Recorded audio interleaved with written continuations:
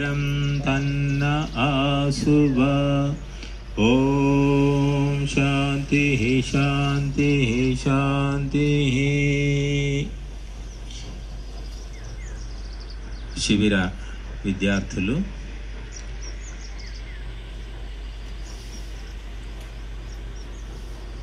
ఇక్కడ ప్రశాంతంగా హోమ కార్యక్రమం జరిగింది.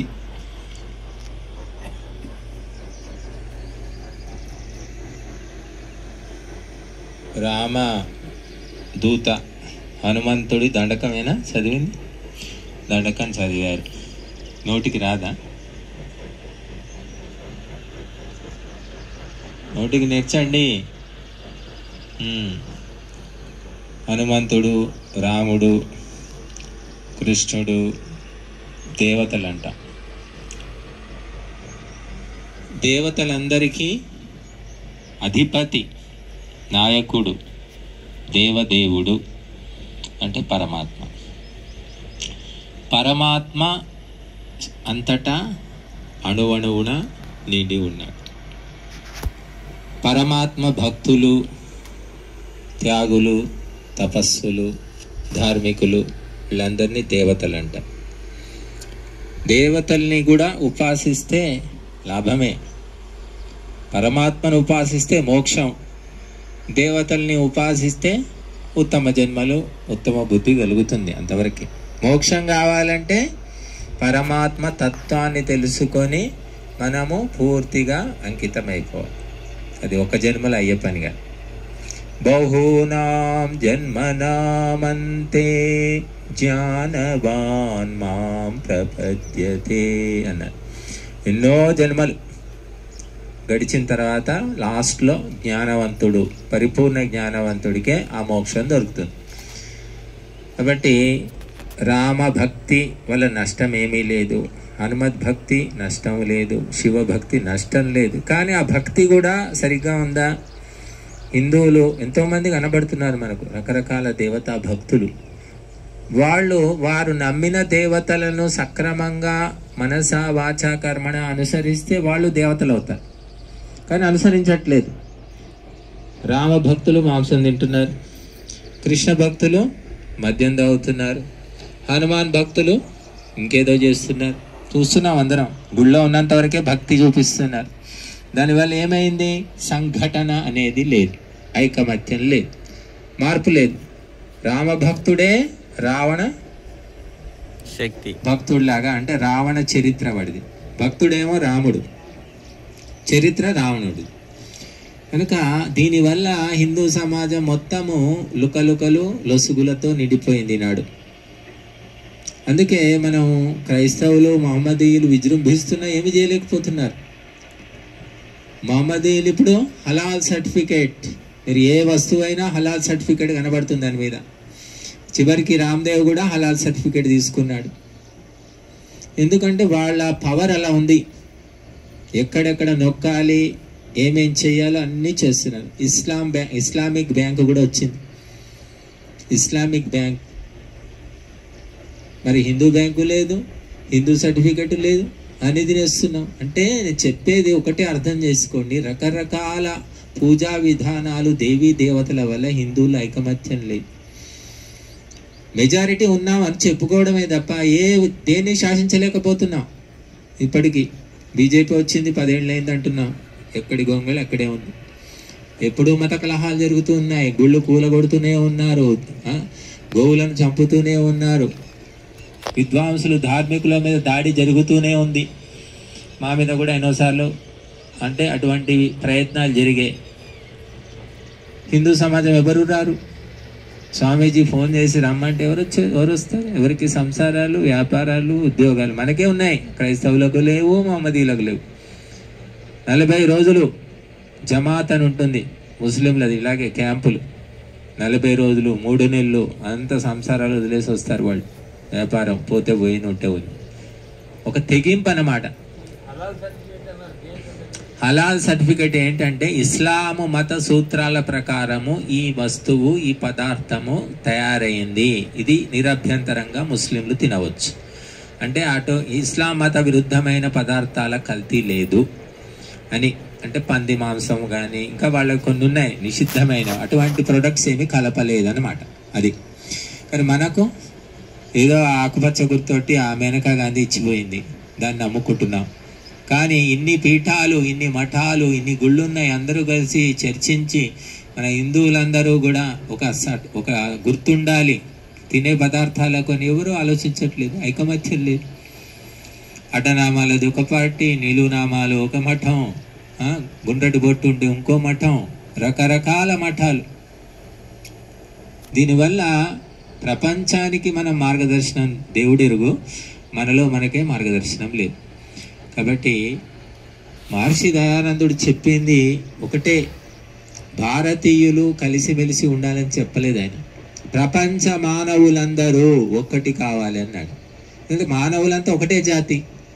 ఈ కులాలేంటి, మతాలేంటి, ఈ సిద్ధాంతాలేంటి, ఈ వర్గాలేంటి, ఈ భేదాలేమిటి, ఇవన్నీ ఎక్కడి నుంచి వచ్చాయి అంటే వేదాలను అధ్యయనం చేయకపోవడము, వేదాల గురించి చెప్పకపోవడమే. ఎక్కడ సూర్యుడు ఉండడో అక్కడ కోటి దీపాలు పెట్టినా సూర్యునితో సమానమైతే కావు. అలాగా వేద ప్రచారము సన్నగిల్లిన తర్వాత రకరకాల మతాలు చరిత్ర తిరిగేయండి. మొట్టమొదలు ఏం పుట్టింది? బౌద్ధ మతం పుట్టింది. ఎందుకు అంటే వేదాల పేరు మీద పశువులను చంపి హోమాలు చేస్తున్నారు బుద్ధుని సమయంలో. దానికి వ్యతిరేకంగా బౌద్ధ మతం పుట్టింది. జైన మతం, తర్వాత వరుసగా సిక్కు మతం, ఇస్లాం, క్రైస్తవం అన్నీ కూడా తర్వాత పుట్టినవే. నిన్న మొన్న అన్నిటి మతాల వయస్సు 2000 ఏళ్ళు కూడా లేదు. మనది అత్యంత ప్రాచీనం. సృష్టి ఆదిలో భగవంతుడు, మనం గీతలో కూడా చదువుతాం, సహయజ్ఞాః ప్రజాః సృష్ట్వా పురోవాచ ప్రజాపతి అనేన ప్రసవిష్యధ్వం ఏషవోష్ట్విష్ట కామధు. అంటే సృష్టి ఆదిలో భగవంతుడు మానవులతో పాటు యజ్ఞాన్ని కూడా సృష్టించాడట. మరి యజ్ఞం ఎటుపోయిందమ్మా? మానవులే మిగిలారు. యజ్ఞం ఎక్కడ పోయింది? ఎవరు చేస్తున్నారు? ఎక్కడ జరగడం లేదు. అందుకే మన పరిస్థితి ఇలా ఉంది. యజ్ఞం అంటే త్యాగము. నువ్వు భోగించడానికి వచ్చావా ఈ లోకంలోకి? మొత్తం నువ్వే అరిగించుకుంటావా? నీ జీవితం అంతా భోగాలేనా? త్యాగం ఏముంది? ఎక్కడ? దేవతలకు ఎక్కడ సమర్పిస్తున్నావు?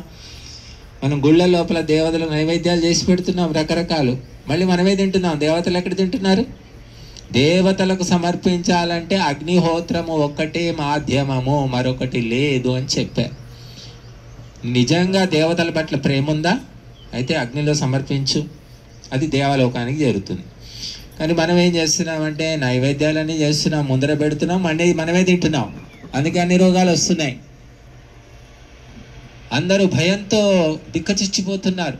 ఫలానా రోగం వచ్చింది, భూకంపం వచ్చింది, ఇంకేదో ప్రకృతి ఉపద్రవం వచ్చిందంటే భయపడుతున్నారు. చచ్చిపోతామేమో. ధార్మికుడమైతే ఎందుకు భయం ఉంటుంది? చావు ఎప్పటికైనా తప్పదు. జాతస్య హి ధ్రువో మృత్యుః ధ్రువం జన్మ మృతస్య చ తస్మాదపరిహార్యేర్థే నత్వం శోచితుమర్హసి.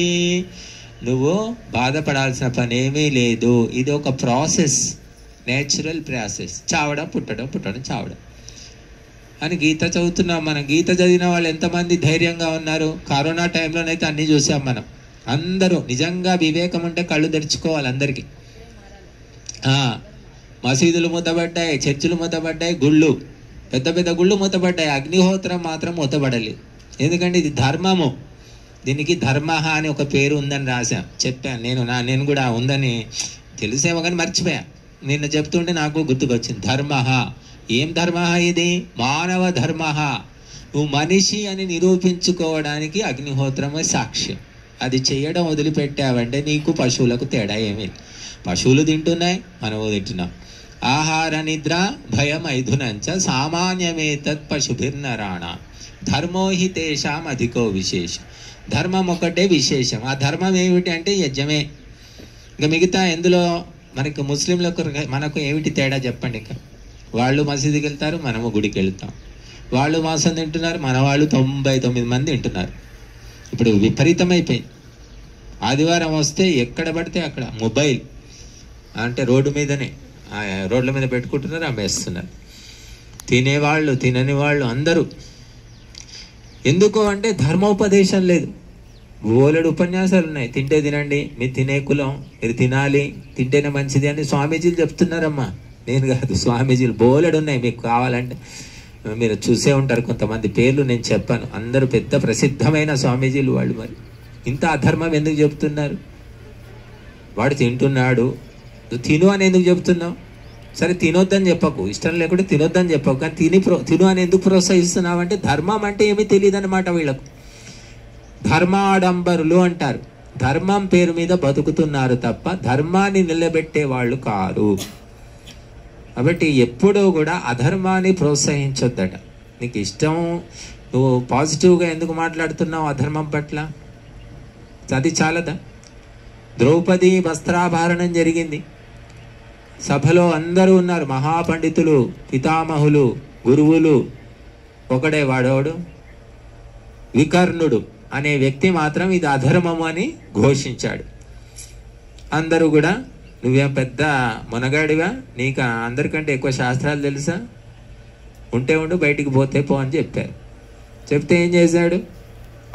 అధర్మము జరిగే చోట ఉండకూడదు, లేదా ఎదుర్కోవాలి, కాకపోతే బయటికి వెళ్ళిపోవాలి, దూరం వెళ్ళిపోవాలి, చూస్తూ ఉండకూడదని వెళ్ళిపోయాడు. బాయ్కాట్ అంటారు ఇంగ్లీష్, బహిష్కరణ. వికర్ణుడు.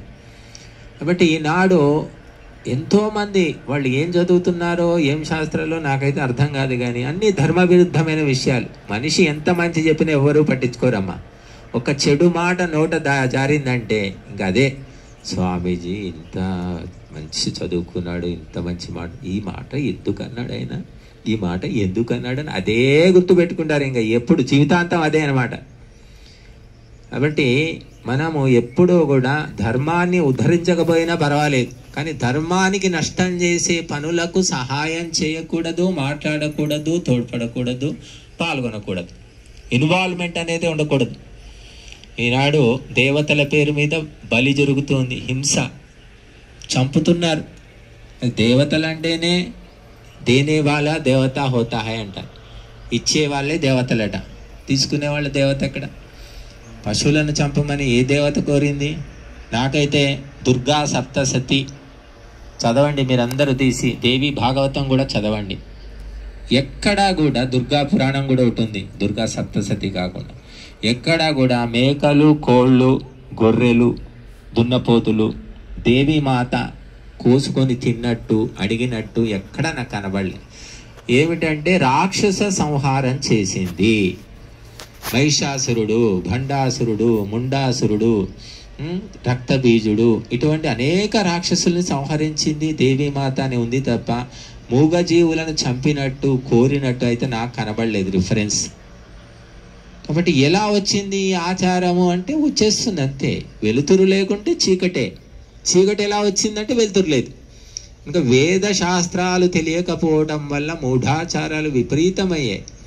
మద్యం సీసాలు, బ్రాందీ సీసాలు తోటే అక్కడ అభిషేకాలు చేస్తున్నారు. మీరు వీడియోలు చూడండి, బోలెడు.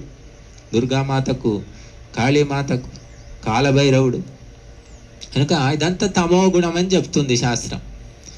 కనుక ఆ తమో గుణాన్ని నిరోధించాలి అంటే చెప్పాలి. వాళ్ళు మనుషులే, చెబుతూ ఉంటే మార్పు వస్తుంది. అసలు చెప్పకుంటే ఎలా? చెప్తూ మనకి ఇప్పుడు 17 రోజులకు వచ్చాం మనం. ఎంతో కొంత అయితే తెలుస్తుంది కదా, అసలు తెలియని దానికంటే మారిపోతే వస్తుంది.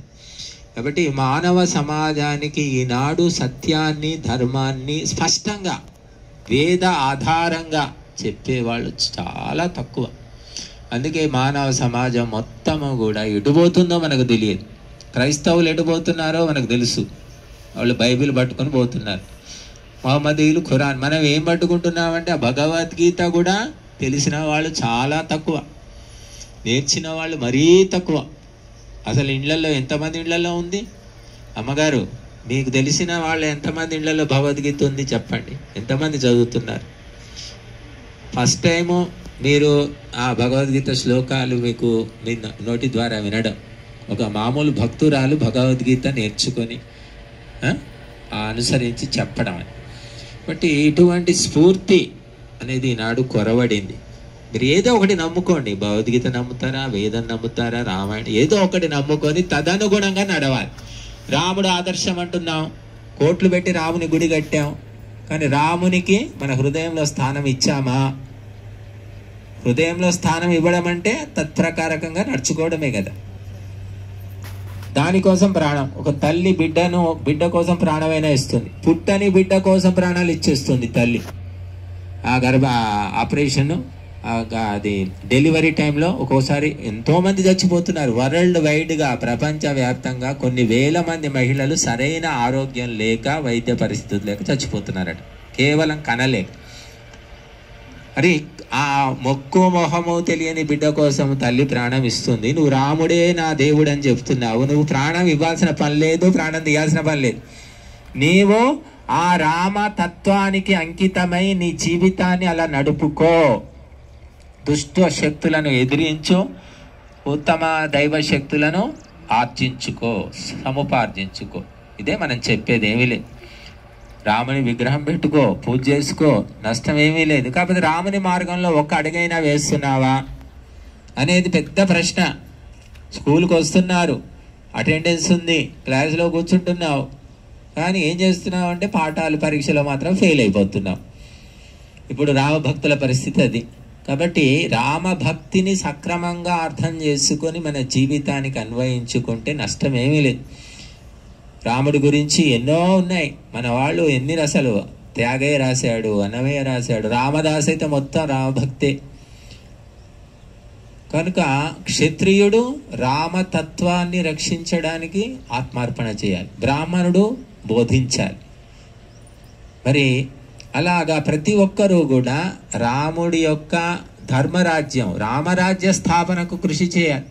రామరాజ్యం అంటున్నాం, అటు రామరాజ్యం లేదు, ఇటు వైదిక రాజ్యం లేదు, ఏ రాజ్యం లేదు.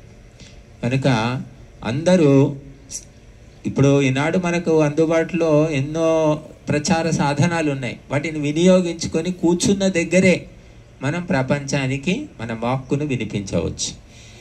ఎంతోమందిని ఫోన్లో కూడా మనం చెప్పి ప్రభావితం చేయవచ్చు, కార్యక్రమాలు చేసుకోవచ్చు. అంటే మన యొక్క వాక్చాతుర్యాన్ని బట్టి, వ్యవహారాన్ని బట్టి మనం ముందుకెళ్తాం. సరే, వైదిక పరిజ్ఞానం పక్కన పెట్టండి, ధార్మిక పరిజ్ఞానం ఎక్కువ తక్కువ ఉండవచ్చు, కానీ కేవల వాక్చాతుర్యము, వ్యవహార దక్షతతోటి మనం ఎంతో ముందుకెళ్ళొచ్చు. అది క్రైస్తవులు మహమ్మదీయుల్లో మనం చూస్తున్నాం. పెద్ద నాలెడ్జ్ ఏమీ లేదు, కాకపోతే ఆ వాక్యాలు అనేవి కంఠస్థం చేస్తాం. ధైర్యం ఒకటి, తెగించిన వాడికి ధైర్యం ఎక్కువ అన్నట్టు ధైర్యం ఉంది. మన వాళ్ళు నువ్వు ఏం సంసారం లేదా, పిల్లలు లేదా, ఏంటి ఊరు మీద పడ్డావు, ఇట్లా తిరుగుతున్నావు, ఇక మన వాళ్ళు తిరుగుతున్నావు అంటారు. ఇక ఏదైనా కాస్త ధర్మ కార్యక్రమాలకు ఒక మహిళామని వచ్చింది అంటే ఎప్పుడూ వస్తూనే ఉంటుంది, తిరుగుతుంటుందండి. ఇదే కార్యక్రమాలని తిరుగుతూ ఉంటుంది అంటారు. సహకరిస్తుంది, ధర్మ పాల్గొంటుంది కూడా అన్నారు. ఆడవాళ్ళు కాస్త కూస్తే ఇంకా అంటే వాళ్ళకే, మగవాళ్ళకి అంటినా కూడా ఉద్యోగం వదలలేరు, వ్యాపారం వదలలేరు. నేను చాలాసార్లు చూశాను, ఎవరో ఈ 2-3 కార్యక్రమాలు పోతే ఈ అమ్మగారు కలిశారు అనుకుందాం, నమస్కారం అమ్మ, నమస్కారం అంటాం కదా. మరి తెలియనట్టుగా 2-3 సార్లు చూసాం. తర్వాత కూడా వస్తాడు, ఆ అమ్మగారు మీకు పరిచయం ఆ స్వామీజీ అని అడుగుతూ వస్తాడు. అంటే పరిచయం అంటే ఏం లేదండి, ఇలాగే 2-3 సార్లు చూశాను, ఇలాగా బాగా తెలుసు అనుకుంటున్నాను నేను, బోలెడైనా ఇట్లాగా. అంటే ఒక స్వామీజీ ఒక మహిళతో మాట్లాడితే కూడా ఎంత పరిచయం ఉందో, చాలాసేపు మాట్లాడుకున్నారు వాళ్ళు. ఇలా రకరకాల చెత్త ఆలోచనలు మనుషుల్లో వీటి కారణం ఏంటంటే సంస్కారం లేకపోవడము, స్వాధ్యాయం లేకపోవడము, తపస్సు లేకపోవడం.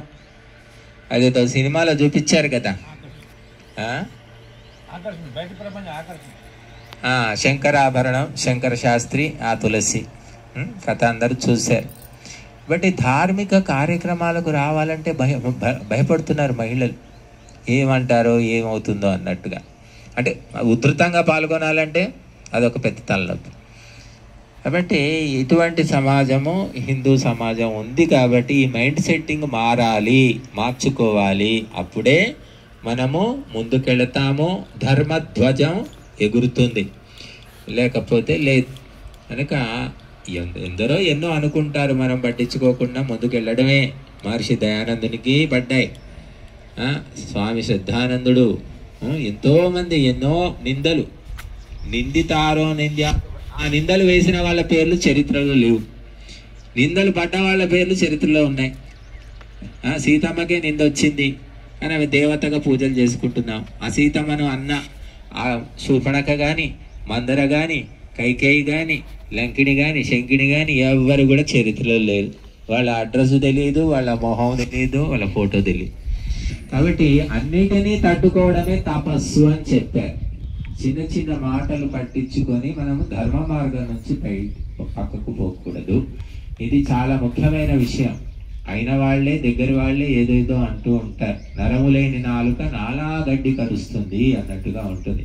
కాబట్టి మీరందరూ కూడా ఎక్కువ నాలెడ్జ్ కంటే ఎక్కువ త్యాగము, ఎక్కువ ధైర్యము, ఎక్కువ అంకిత భావము, ఎక్కువ సేవాభావము, ఎక్కువ దయ, వీటితోటి మనం ముందుకెళ్ళొచ్చు.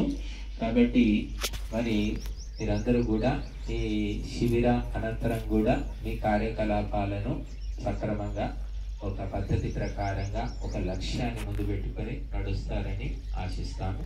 ఓం నమస్తే. ఈరోజు అమ్మ